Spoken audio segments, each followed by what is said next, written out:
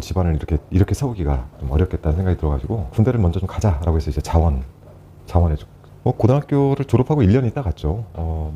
제가 대구, 그리고 이제 오산기지, 수원기지, 이제 그리고 서울 이렇게 네 군데서 근무를 해봤는데 30개월간. 제가 군대를 전역하던 시기가 이제 95년 7월이었던가. 전화 안 받아요, 집에.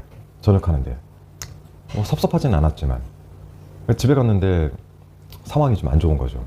동네 분들이 손가락질하고 너희 아버지 어디 가셨냐, 너희 어머니 어디 가셨냐. 근데 물어보니까 멱살도 잡히고 내 돈 내놔라 거의 이런 식이니까. 그래서 이게 집이 지금 예전에도 어렵더니 그 동네에서 하도 이제 손가락질을 해야 되니까 어린 마음에 안 되겠다, 일단은 다시 그 군부대가 일단 서울로 올라가자 해서 이제 고속버스를 타고 이제 서울로 올라갔는데 밤은 늦었고 이 주머니 안에 있는 돈은 별로 없고 막막하더라고요. 진짜 막막하더라고요. 근데 다행히 이제 날씨가 좀 따뜻해가지고 그래서 이제 헤매다가 길바닥에서 이제 젊었으니까, 워낙 어렸으니까 하룻밤 지내고 계속 이제 길바닥 생활을 하게 됐는데 배는 너무 고프고 한 사흘쯤 됐을 때 이제 무료급식소를 계시던 분이 한 분이 데려가 주시더라고요. 사정 얘기를 했더니 그분이 한 이틀, 사흘 정도 이렇게 저 무료급식소에 데려가서 식사를 같이 하게 해주시는데 밥을 이제 얻어먹고, 제가 저기 좋아해요. 한솥 도시락. 거기는 밥을 따로 팔잖아요. 그 밥만 있어도 되니까.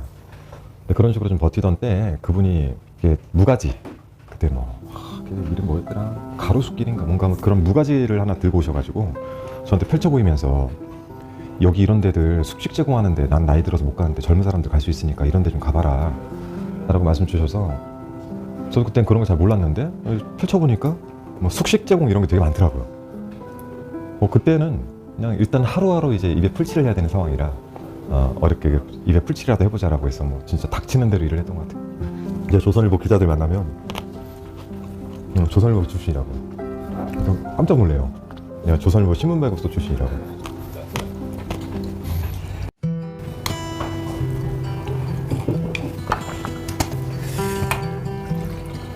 세간을 이제 다 바깥에 드러내고 막 이랬나 봐요. 제가 어렸을 때 사진이 많이 안 남아 있습니다. 부모님 찾는 건 어렵지 않았고 월세방 나가서 살고 계시더라고요. 대학교 2학년인가 3학년 때 어머니가 가출을 하셨는데 어머니께서 이제 이불집을 하셨어요. 그래서 집안이 아버지가 이제 생계를 이어가지 못하니까 어머니가 생계전선에 뛰어들어서 손재주가 좋으니까 이불집을 하는데, 이게 어쨌든 천도 사고 뭐도 사고 해야 되니까 지금으로 보면 큰 돈은 아닌데 몇십만 원, 100만 원 이렇게 꿔 쓰다 보니 돈은 벌리지 않고 이제 돈을 갚아라는 압박은 심해져 가다가 마음 여린 어머니가 편지 한 장 써놓고 가출하신 거예요. 근데 한참 뒤에 마포에는 식당에서 일하시는 어머니를 저희 작은아버지께서 우연찮게 그 식당에 갔다가 식당에서 일하는 어머니를 보고 연락이 왔더라고요. 그래서 너희 어머니 여기 계시는데 좀 와라 라고 해서 어머니를 좀 찾고, 되게 덤덤하시더라고요, 이 양반이. 그래서 어머니를 좀 찾고 다시 아버지랑 합쳐드리고 그래서 이제 제가 살고 있는 일산 쪽에 집을 마련해서 두 분을 다시 모시게 됐죠. 제가 MBC 아나운서가 되니까 회사로 찾아오시더라고요, 빚쟁이들이. 그냥 갚았어요, 제가 월급 벌면서.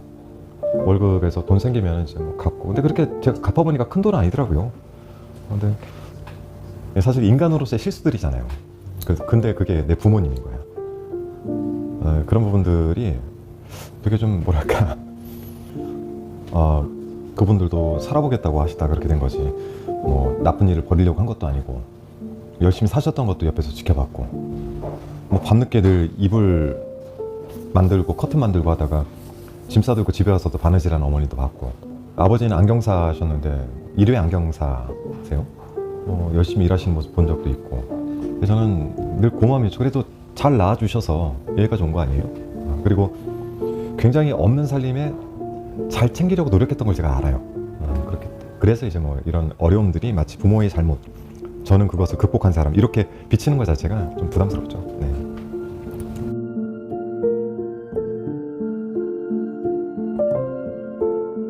저도 이제 아이 낳고 사는 사람 입장에서 백수 생활도 해봤고, MBC 그만두고 나서 이게 어렵더라고요. 진짜 난감하고, 집에 가면 애들 얼굴 보면은 앞이 깜깜하고 어떻게 살아야 되지? 이런 생각도 해봤는데 비슷했을 것 같아요. 저희 부모님들께서 저를 보면서 제가 이제 가출했던 어머니 찾아서 아버지랑 같이 합해 저 일산 백병원 앞에 있는 다세대 주택 1.5층 아버지와 어머니 그리고 여동생 셋이 이렇게 살고 있었고, 어머니는 이제 바깥 생활을 통해서 이제 뭐 여러 가지 병에 걸려 있으니까 당뇨도 좀 심하셨고, 근데 그날 친구랑 약속이 있어서 나가려고 하는데 오후쯤 된 것 같아요. 4, 5시? 감사합니다. 한 잔 드리고.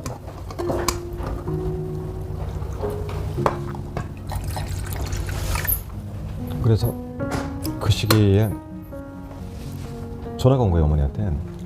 아들 뭐해요? 그래서 예, 어머니 좀 친구 만나려고요. 근데 저는 한 번도 엄마라고 불러본 적이 없어요.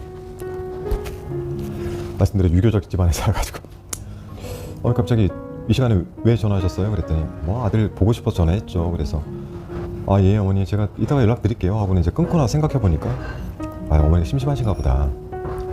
아버지도 출근하고 여동생도 출근하고 집에 혼자 계실 텐데, 그래서 차를 몰고 가다가 전화를 받고 장항 IC에서 그냥 차를 돌려가지고 어머니 집으로 갔죠. 가서 이제 벨을 누르니까 대답이 없어요. 두드려도 대답이 없고 무슨 일이지? 밖에 나가셨나? 전화도 답이 없고 문이 이제 열렸어요. 그래서 어머니 안에 계셨네요. 근데 들어가면서 보니까 어머니가 이렇게 원피스를 입고 계시는데 땀에 좀 흥건히 젖은 건지 물에 젖은 건지 약간 좀 축축한 느낌이 좀 있어서 어머니 샤워하셨어요? 했더니 웃으면서 그냥 아니라고, 내가 좀 사실 점심에 칼국수를 해 먹은 게 체했는지 몸이 너무 이렇게 안 좋아가지고 근데 뭐 어질어질한데 아들 온다는데 문 열어줘야 돼서 내가 좀 이렇게 손도 좀 따고 그러고 나서 지금 괜찮아요. 그래서 어머니 그럼 병원은 가보셔야지, 어디 약국이나 병원 갈까요? 그랬더니 이젠 손 좀 따고 하니까 괜찮아. 근데 그때 그 말을 그냥 믿었어요. 가족들하고 장인어른 병문안을 가려고 준비하고 있는데 어머니께서 봉투를 하나 주시면서 가서 뭐라도 좀 사다 드려요 해서 이렇게 봉투를 하나 주셔가지고 이런 걸 왜 준비를 하셔요? 어머니 쓸 돈도 없을 텐데. 그래서 그걸 이제 받아서 가방에 넣고 이렇게 돌아서는데 갑자기 테이블 위로 쓱 하고 쓰러지시는 거예요. 배운 게 있으니까 얼른 내려서 이제 심폐소생술을 했는데 도저히 안 되는 것 같고 119에 전화할까 생각했는데 바로 앞에 백병원 응급실이고, 운동도 했는데 업고 뛰자. 그래서 어머니를 업으려고 하니까 이게 늘어진 분은 업지를 못하겠네. 겨우겨우 들어가지고 소파에 앉은 다음에 들쳐봤는데 빨리 가자, 어쨌든 빨리 가자라고 하면서 빗속에 어머니를 업고 이제 진짜 뛸 수가 없는 거예요. 너무 무거워서 막 정말 힘들게 가면서. 근데 저는 한 번도 엄마라고 불러본 적이 없어요. 말씀드린 유교적 집안에 살아가지고 숨이 넘어가는 소리가 들리니까 그때 이제 막 그랬죠. 엄마 저한테 왜 그러세요? 왜 저한테 왜 그러세요? 아들이 엄마한테 못한 게 없는데 왜 저한테 이런 상황을 왜 저한테 만드세요? 라고 하다가 이제 막 소리를 지르면서 도와달라고. 빗길에 차들이 막 지나가다가 상황을 보니까 차들이 멈춰서고 비는 오고 응급실에서 사람들이 보더니 휠체어 들고 막 쫓아오고 저는 더 이상 걷지를 못하겠고 그 상황에 들쳐온 휠체어의 어머니를 싣고 막 다리는 풀려서 막 쫓아가는데 이미 몸이 늘어져 있고, 그래서 들어가자마자 이제 뇌사 판정이 났는데 저는 그 상황에 이제 현실적으로 다가오지가 않고 막 눈물은 흐르고 이걸 어떻게 해야 되지 막 찾을 게 이제 아내밖에 없으니까 아내한테 전화를 했는데 말이 안 떨어지고 자꾸 울음부터 나오니까 어머니 백병원 응급실. 아내가 알아들었는지 갈게요 하고 왔는데 상황은 그렇고 저는 이제 막 하염없이 울고 있고, 마지막에 이제 아버지가 오셨는데 아버지께서 이제 막 힘들 거 아니에요. 자기가 당신이 아내 평생 고생만 시키다가 어머니가 20살에 결혼하셨는데 저를 21에 낳고 아버지가 울기 시작하니까 이제 울음이 그치더라고요. 그래서 아무튼 그렇게 보냈죠. 어머니 나이가 59이셨는데 어머니 생신이 가을이었는데 가을에 처음으로 해외여행 보내드리려고 어머니가 주민등록이 말소된 걸 몰랐어요. 가출을 하셔서. 주민등록 말소된 걸 알아가지고 처음으로 여권이라는 걸 만들어 드리고 준비를 해놓고 있었는데, 그래서 뭐 결국 어머니 납골 땅에는 그 여권을 이제 이렇게 넣어드리긴 했는데 평생 이제 해외 한번 못 가보시고 이렇게 돌아가셨죠. 네. 남들은 좋게 얘기할 때는 제일 예뻐하는 아들이 그래도 임종 지켰다. 너 보고 돌아가시려고 그래도 스스로 손 따면서 몇 분을 버텨낸 거다. 뭐 이렇게도 얘기를 해주셔서 고맙긴 한데 아쉽죠. 아무튼 어머니가 뱀띠이신데 53년. 아우 여기 한전호원 잘생겼네. 어유 인물 좋네. 그러면 제가 어머니가 예쁘게 나와주셔서 그래요. 그러면 아이고 그 어머니 참 행복하겠다 좋겠어. 그러면 아 근데 예쁘게 나와놓고 일찍 돌아가셨어요. 그러면은 안달거하세요. 가끔씩 어머니가 몇 살이셔? 그러면 아, 살아계셨으면 뭐 뱀띠시니까 이렇게 되십니다. 그러면 아이고 내가 어머니 또래인데 자식 같네. 뭐 이렇게 얘기해 주시는 분들 계시고 그래서 저는 이제 밖에 나가서 어머니 또래 보면은 되게 살갑게 잘해요.